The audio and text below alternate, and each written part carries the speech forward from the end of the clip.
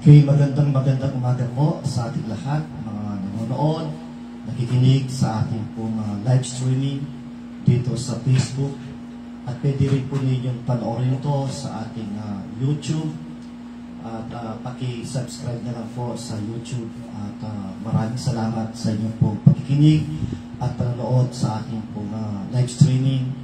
Isa po itong ministry na ibinigay sa akin ng Diyos, bagamat wala po kong hawak na church, wala akong pinagpapastoran, pero through this social media ay pwede kong paglingkuran ng Diyos sa pamamagitan ng pagbabahagi ng kanyang salita, at naniniwala ako na itong kanyang mga salita ay hindi babalik sa kanya na walang gagawin sa puso ng bawat nakikinig.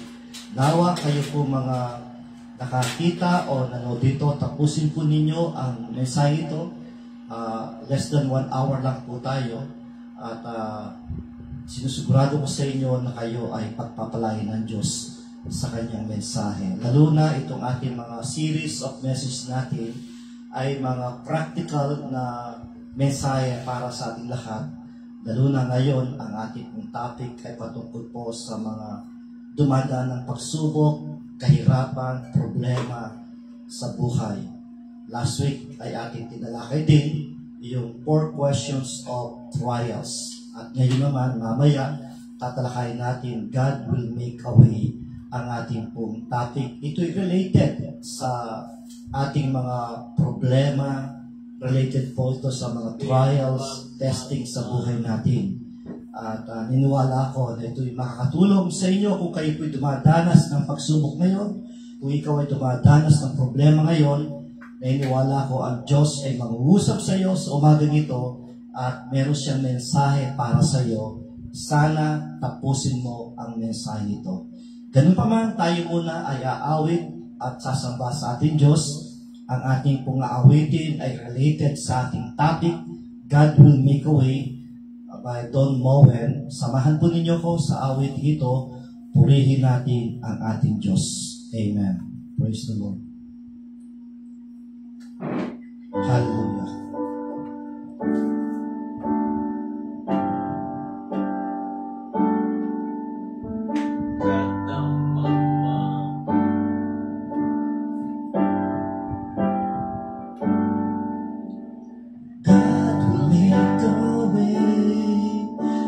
Seems to be no way.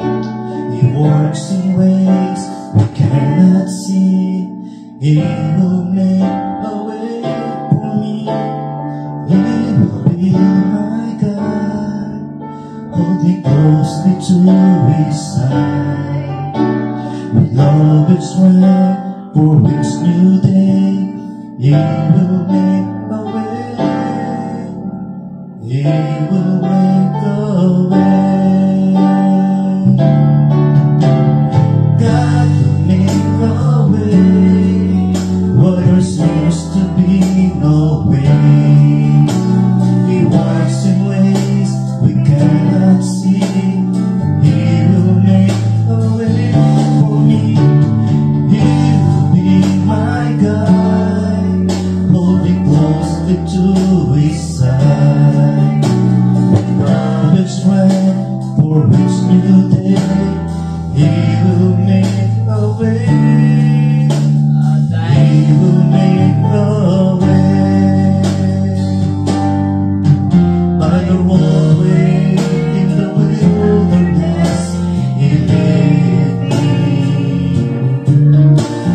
We burst in the desert will I see.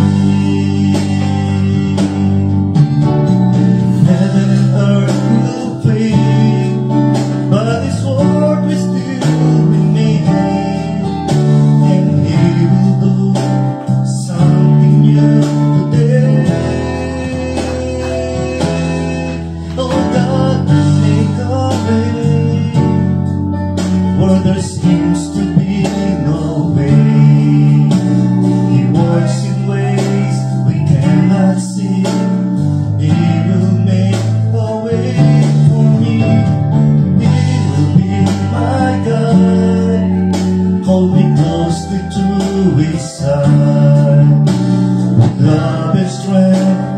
for each new day. He will make a way. He will make a way. Love and strength for each new day. He will make a way. He will make a way.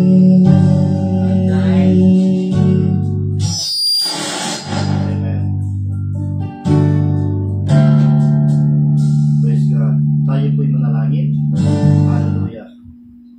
Maraming salamat po sa oras nito, aming Diyos. Kami po ay nagpapasalamat sa araw nito na pwede ka namin sambahin sa Espiritu at katotohanan.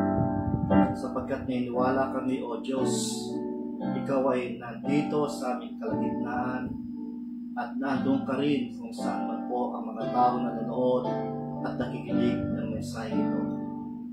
Panginoon, dalayan ko yung Santong Espiritu at siyang malayang kumilos sa puso ng bawat nakikinig ng iyong mensahe, lalo na sa mga taong meron kong pinagdadaanan na mga problema, pagsubok sa kanilang buhay. Panginoon, dalayan ko, mag-usap ka sa kanila, buksan mo kanilang puso, naniniwala ako ay meron kang mensahe para sa kanila. Nais mo silang palakasin, nais mo silang i-encourage sa iyong mga salita sa oras nito. Panginoon, kasihan mo yung likod ng Espiritu Santo, gamitin mo ko maging daluyan ko ng kapala at kapangyarihan. Tayo ikaw lamang ang aming tinataas, dinadakila sa oras nito sa pangalan po ng Panginoon Kristo. Amen, amen. Praise God. Muli, magandang umaga po sa inyong lahat. At tayo po ngayon ay dadako sa salita ng Diyos sa oras nito. At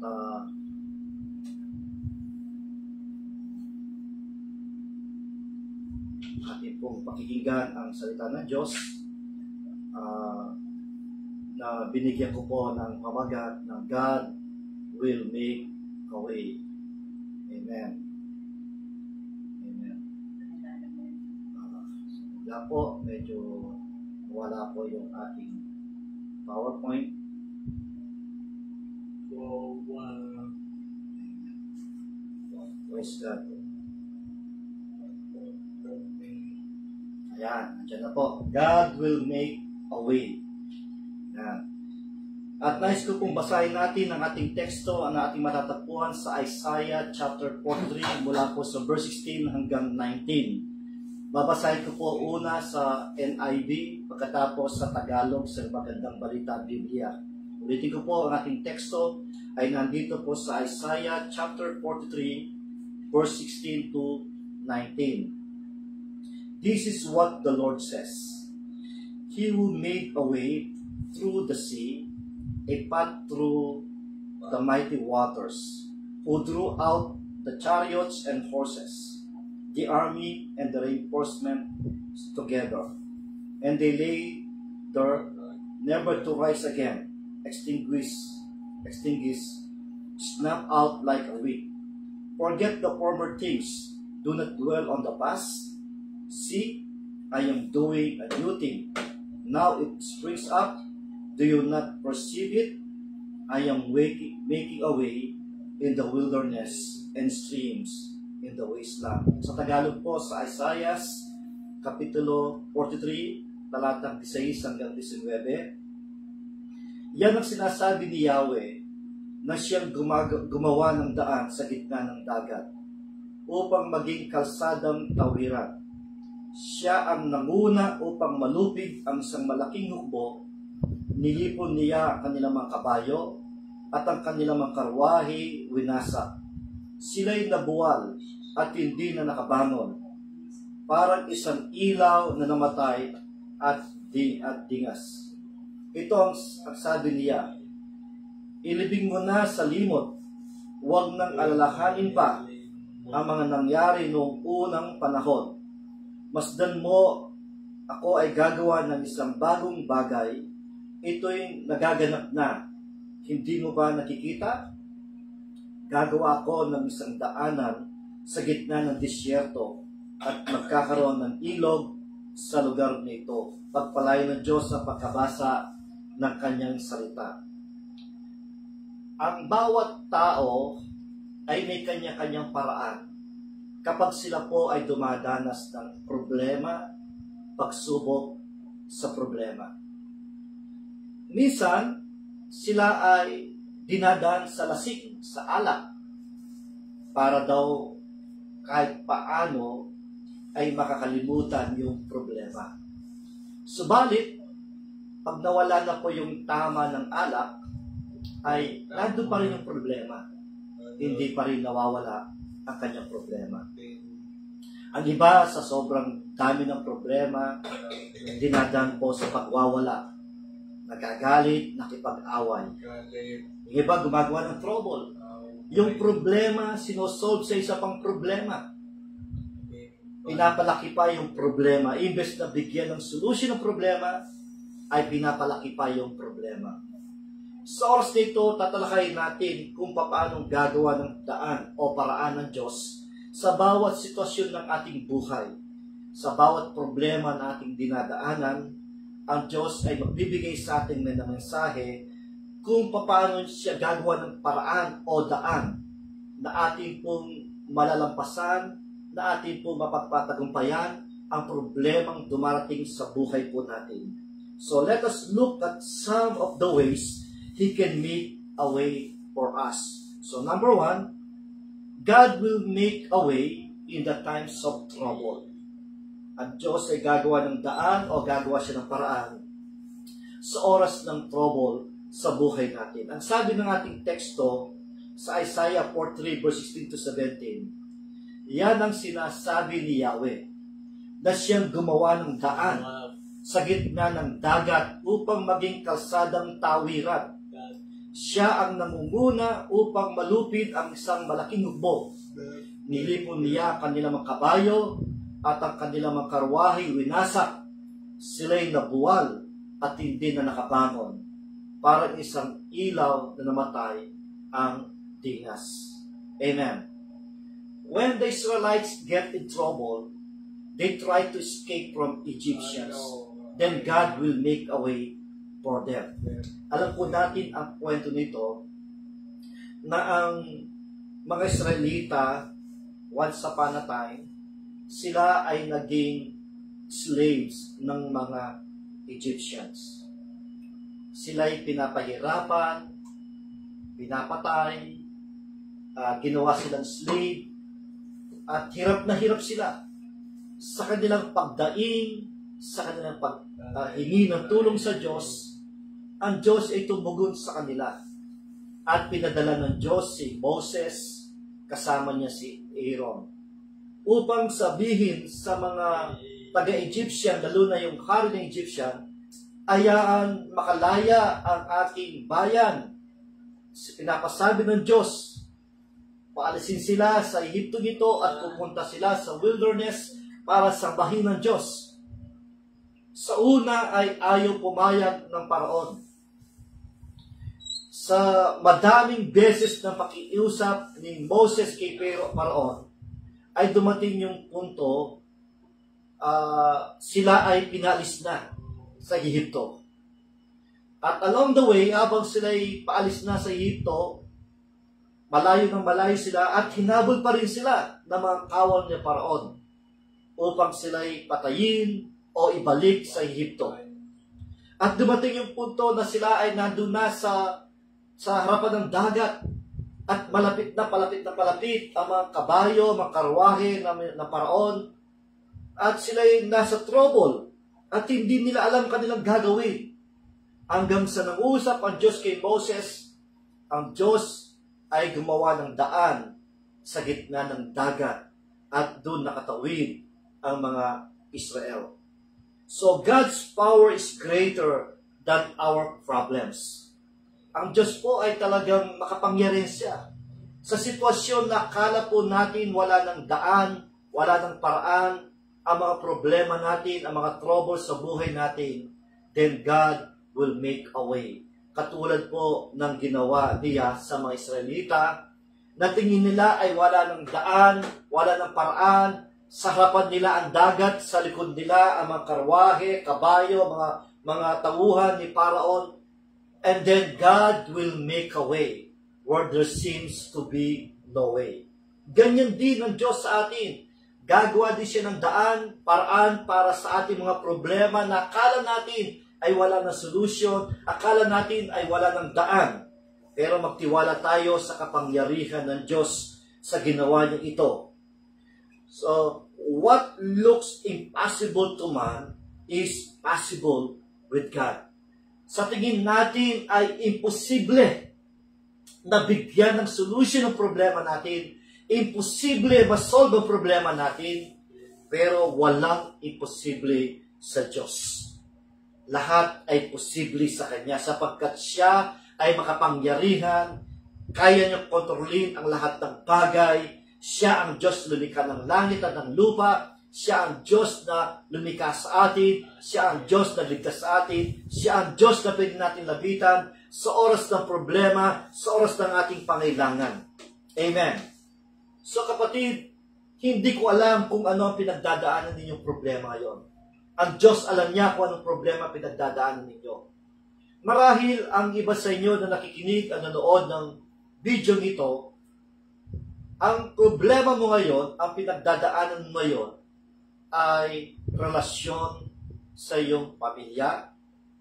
O marahil ang problema ngayon ay karamdaman sa iyong physical na katawan, na ikaw ay marahil may cancer, marahil ikaw ay mataas ang blood sugar mo, marahil mayroon kang tumor, marahil mataas ang blood pressure mo, na akala mo ay wala ng paraan. Marahil nilapitan mo na yung magaling na doktor, ang mga gamot, mga herbal, pero sa Diyos ka lumapit, walang imposible sa Kanya, manampalataya ka, lumapit ka sa Kanya, at kaya Kanyang pagalingin, kaya niya bigyan ng solusyon ang mga problema mo. Amen. Praise God. God's presence is with us in the storm. Tandaan natin, ang presensya ng Diyos ay nasa atin sa kalagitnaan ng malaking problema natin. Huwag nating isipin na ang Diyos ay iniwan na tayo, pinabayaan na tayo ng Diyos, pinaparusahan na tayo ng Diyos, wala nang solusyon ang ating sitwasyon. Kapatid, napakalaki ng naitutulong na gagawa ng Diyos na Kanyang presensya sa bawat problema natin. Naalala ko bigla yung kung isang paborito kong ilustrasyon na ang ito'y inilagay sa paint sa mga karatula. Ang sabi ay meron daw isang tao na naginip. Naglalakad siya sa tabi ng dagat. Napansin niya yung dalawang pares na footprint in the sand. Na sa kanyang paglalakad, kasama niya ang Panginoon. And along the way, dumating yung mga pagsubok, problema, napansin niya yung bakas, yung footprint in the sand, ay isang pares na lang. At ang sabi niya, Ama, bakit sa oras ng trouble, sa oras ng problema, iniwanan mo ako? Ang sagot ng Diyos sa kanya, My son, sa oras ng trouble mo, hindi kita iniwanan. Ang nakikita mong bakas sa dagat, tabi dagat, ay bakas ko. Sapagkat sa oras ng iyong problema, ikaw ay aking binubuhat. Mga kapatid, huwag nating isipin na kapag masaya tayo, kasama natin ang Diyos. Kapag may problema tayo, hindi na natin kasama ang Diyos.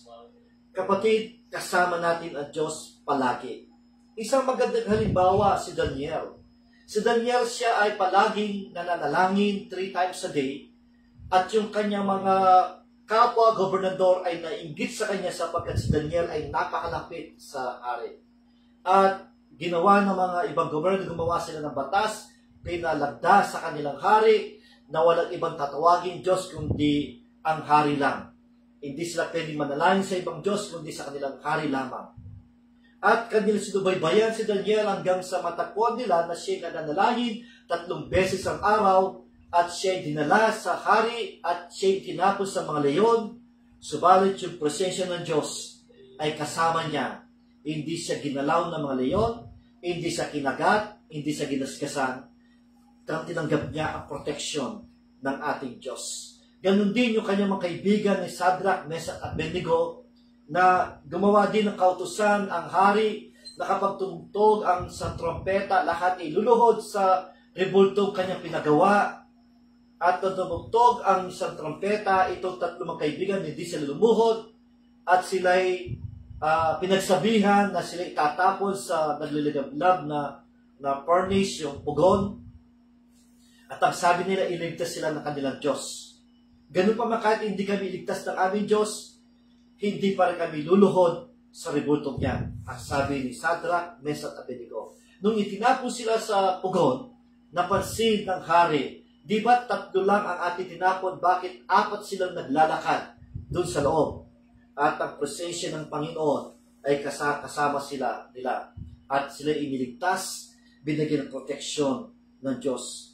Gayon din naman, tayo rin po kapag tayo ay nasa problema, sa sitwasyon hindi maganda, let us acknowledge the presence of the Lord. Let us use our faith. Ang Diyos, hindi niya tayo iwanan, hindi niya tayo pabayaan, ang kanyang presensya ay sasama sa atin. Trouble doesn't mean absence of God. It often reveals His closeness. Huwag po natin isipin na kapag nasa trouble tayo, wala na yung presensya ng Diyos. Sa totoo lang, kapag meron po tayong trouble, when we always acknowledge the presence of the Lord, lalo tayong napapalapit sa ating Diyos. Trust God even when you don't see the way. Faith believes before it sees. Magtiwala tayo sa Diyos. Kahit hindi natin nakikita yung solution, hindi natin nakikita yung daan, magtiwala tayo. Ang Diyos ay may gagawing maganda. Isang halimbawa naman, ilustrasyon na gusto kong ibahagi din sa inyo na aking biglang naalala. Merong isang lalaki na naglalakad sa madilim na lugar at bigla siyang nahulog sa isang bangin at siya'y napahawak sa isang sanga na siya'y sumigaw ng tulong sa Diyos. Panginoon, tulungan po ninyo ako. Ako po'y mahulog sa bangin, ako'y mamatay. Panginoon, parang awa niyo na, tulungan po ninyo ako. At biglang tumugon ang Diyos sa kanya, Anak, bitawan mo ang iyong pagkahawak sa sangiyan. Iingatan kita, hindi kita pabayaan. Subalit itong lalaki ito ayaw bitawan. Hindi siya nakinig sa boses na kanyang narinig. Patuloy siyang nakahawak, ang isa magdamag siya nakahawak, paggising niya sa umaga, maliwanag niya, nakita niya isang dipa na lang ang kanyang layo.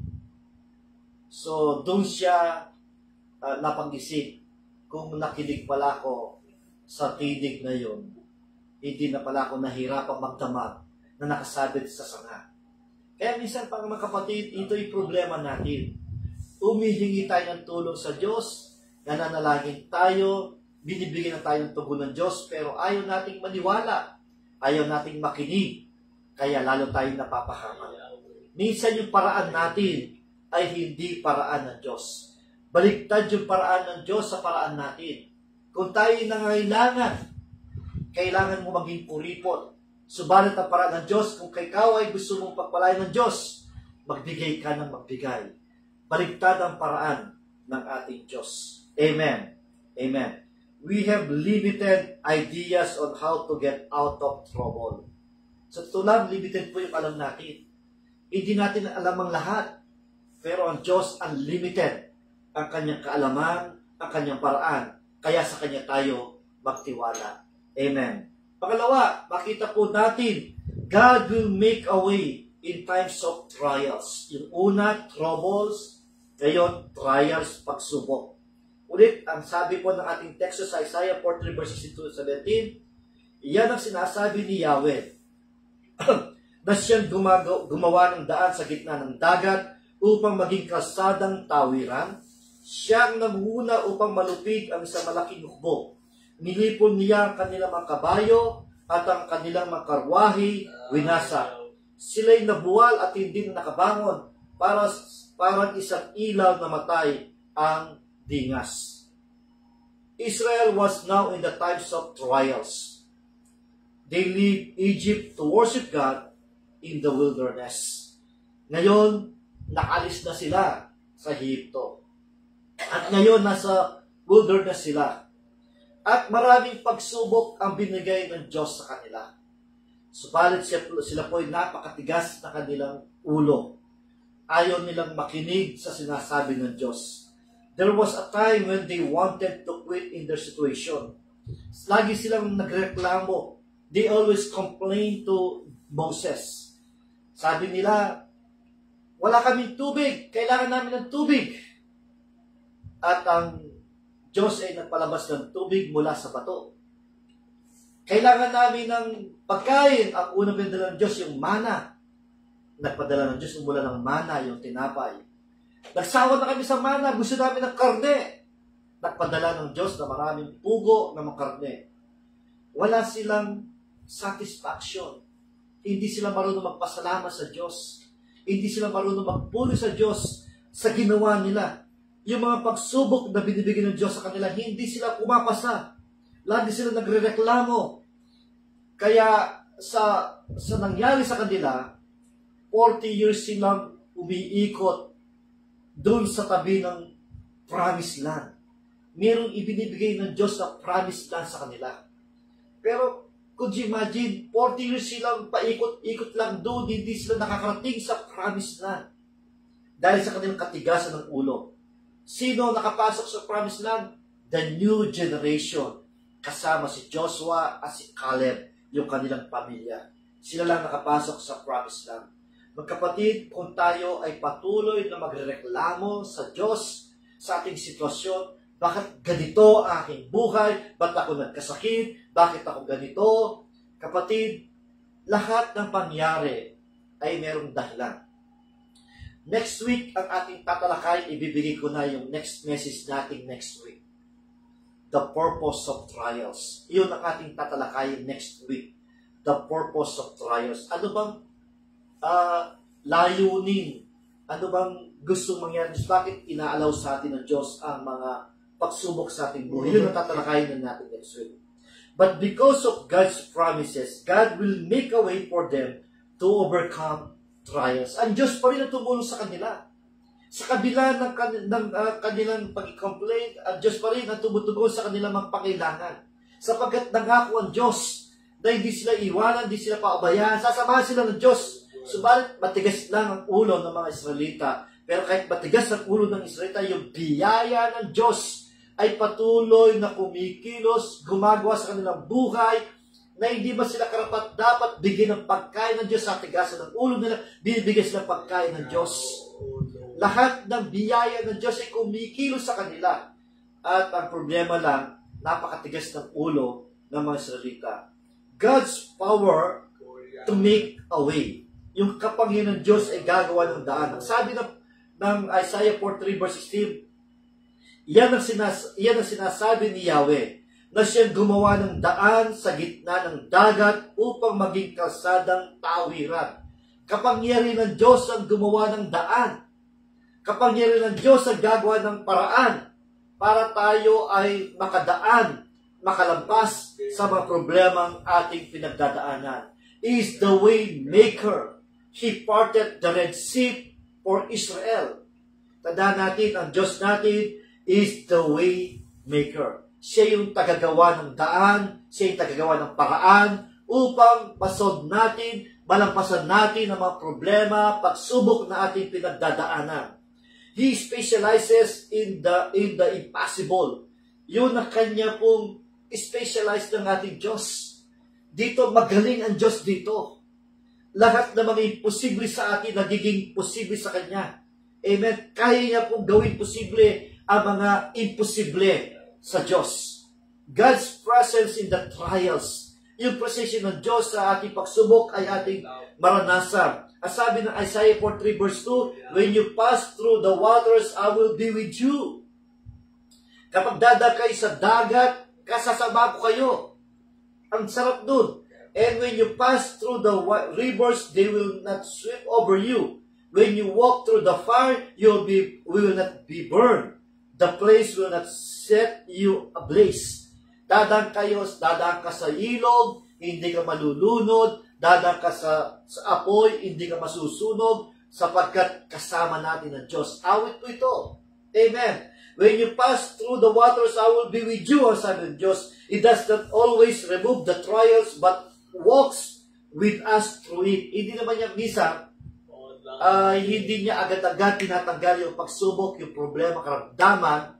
What is important in the midst of our trials, in the midst of our problems, God with us. God is with us. Kasama natin siya. Yung kanyang presensya, His presence gives peace and courage. Yung kanyang presensya, nagbibigay ng kapayapaan sa atin, nagbibigay sa atin ng lakas upang malampasan po natin ang mga problema sa atin. Amen. Number 3, God will make a way in the time of trusting.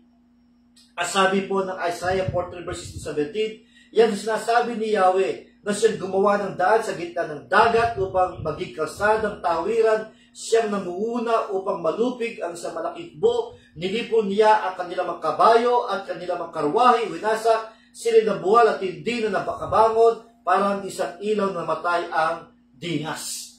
God will make a way when we trust Him. Amen. Gagawa ng daan, gagawa ng paraan ng Diyos kapag tayo nagtitiwala sa Kanya. Ang sabi ng Proverbs chapter 3 verse 5 to 6, trust in the Lord with all your heart and lean not on your own understanding. In all your ways, acknowledge Him and He shall direct your paths.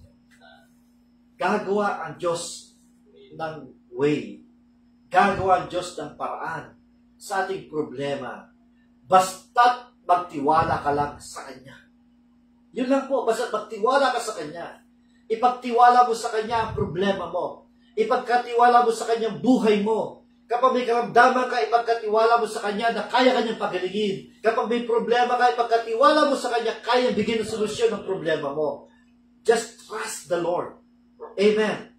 If you want God to perform miracles in your life, just trust Him. Yun lang kailangan mo. If you want to please God, show your faith. Pakita mo yung pananampalataya sa Kanya. Ang sabi ng Hebrew 11:6, but without faith, it is impossible to please Him. For he who comes to God must believe that He is, and that He is a rewarder of those who diligently seek Him. So kapatid, pakita natin yung ating pananampalataya sa Diyos. Ipakita po natin. God will help us, number 1, because He is sovereign God. Number 2, God will help us because He sees our faith. Tutugunin niya ating kahilingan kapag nakita niya yung tunay nating pananampalataya sa Kanya. Amen. Trust is tested before the miracle. Trusting God often involves waiting and persevering. Kapatid, magtiwala tayo sa Diyos at doon natin makikita ang Kanyang himala. If you want to experience God's miracle, show your faith and trust God. Amen. So sometimes God allow us to wait. He want to see us, to see our perseverance. He want to see our faith. Gusto niya makita na tayo talaga ay talagang gusto natin makuha yung solution ng ating mga problema. Challenges are opportunities for faith to grow. Minsan ang mga problema, pagsubok, trials na yan ay inalaw ng Diyos sa atin para yung ating pananampalataya ay lumago. Para lumago ating pananampalataya. Amen.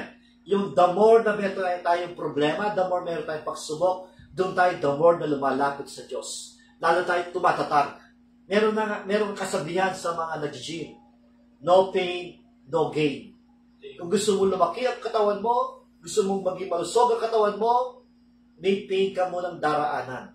May mga sakripisyo ka munang daraanan bago makuha yung goal mo. Ganyan din po sa ating buhay spiritual. Kapag gusto mong lumago sa panampalataya, gusto mong mapalapit sa Diyos, pagdadaanan mo yung mga pagsubok, kahirapan na yan, then dalago ang panampalataya mo. Amen. Trust leads to peace and direction. Magtiwala tayo na tayo ay dinadala ng Diyos kapayapaan sa gitna ng problema. Naalala ko naman ang isang ilustrasyon. Meron pong Sunday school sa church. At sabi ng teacher sa mga bata, mag-drawing kayo na ang pamagat ng inyong drawing ay ang kapayapaan. At ang ginawa ng isang bata, nag-drawing siya ng isang palayan at sa taas yun ay merong araw at binigay niya ng ang kapayapaan. Yung isang bata, nag-drawing siya ng dagat at yung araw ay yung buwan ay palubog at gumawa siya ng parang ilaw at sinabi niya ang kapayapaan. Subalit yung isang bata, ang ginawa niyang drawing ay isang mataas na puno at merong isang sanga at doon sanga na yon ay merong pugad at nandun yung mga sisiw ng agila at yung agila ay kanyang nilulukuban ang kanyang mga anak at merong malakas na ng hidlat, umulan ng malakas at binigay niya ang kapayapaan. At ang nanalo sa contest ng drawing ay yung drawing ng puno na merong pugat, may agila at umulan sapagkat ang ibig sabihin ng drawing na yun, sa gitna ng trouble, sa gitna ng problema, nilukuban tayo ng presensya ng Diyos. Amen. Amen. Number 4, God will make a way for our future. Ang Diyos ay gagawa para sa ating future. Isaiah 43 verse 18, forget the former things. Do not dwell on the past.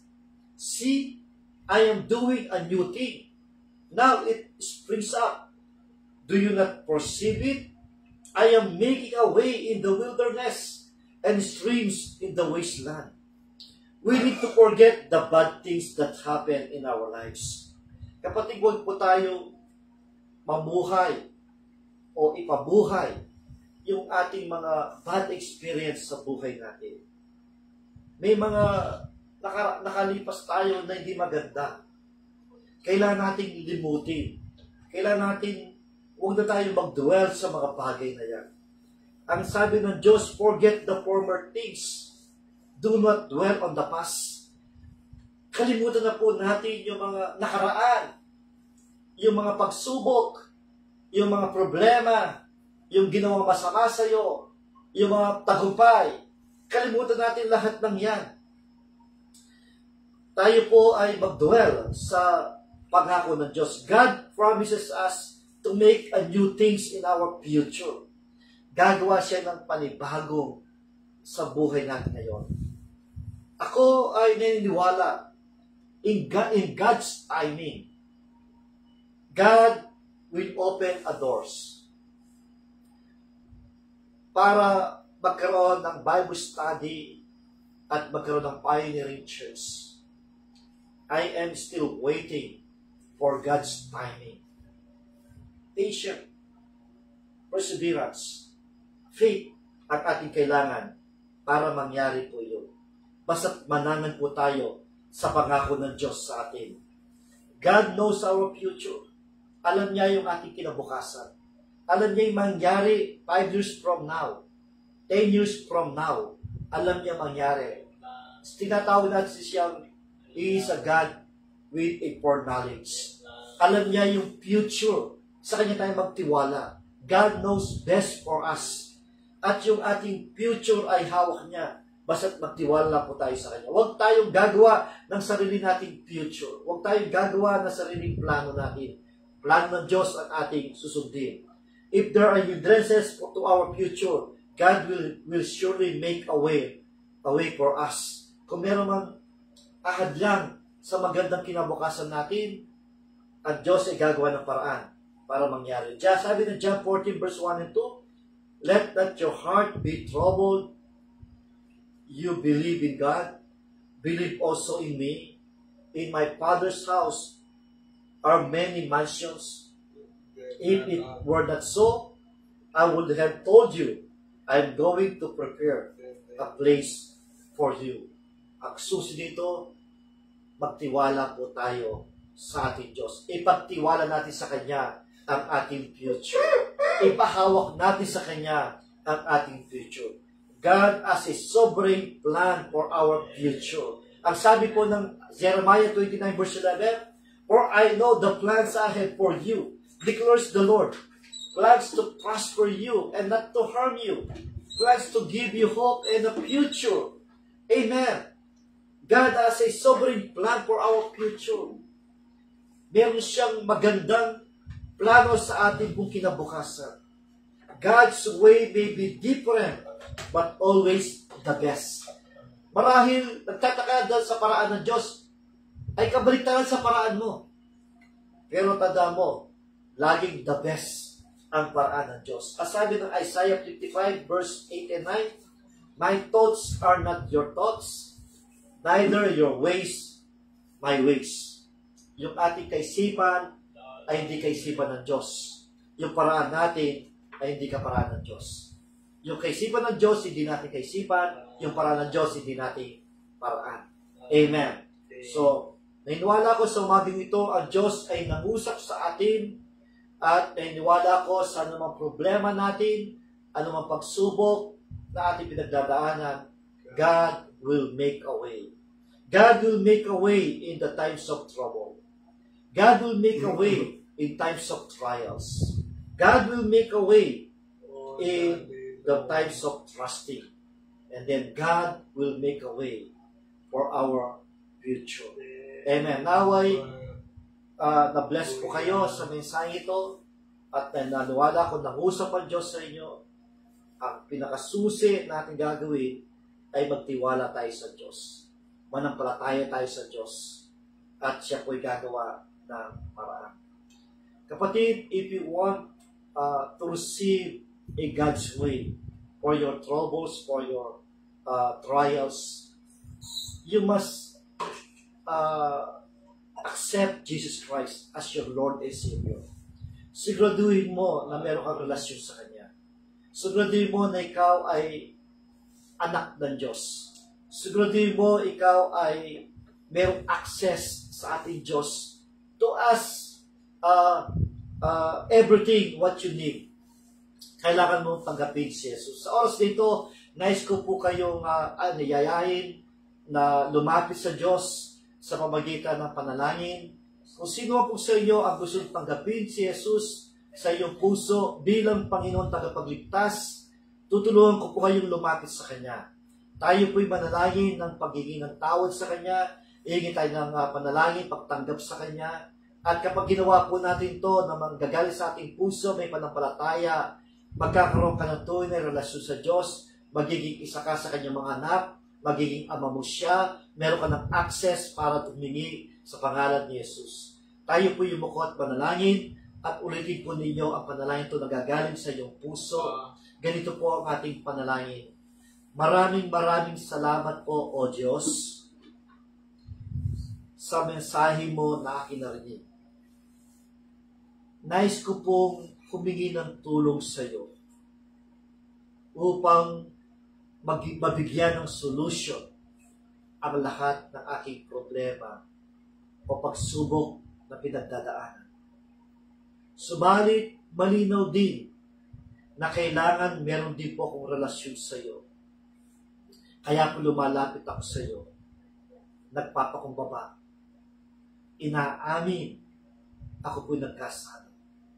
Patawarin mo ako, Panginoon, sa lahat ng makasalanan na aking nagawa. Linisin mo ako sa pamamagitan ng iyong banal na dugo. At sa oras nito, binubuksan ko ang aking puso.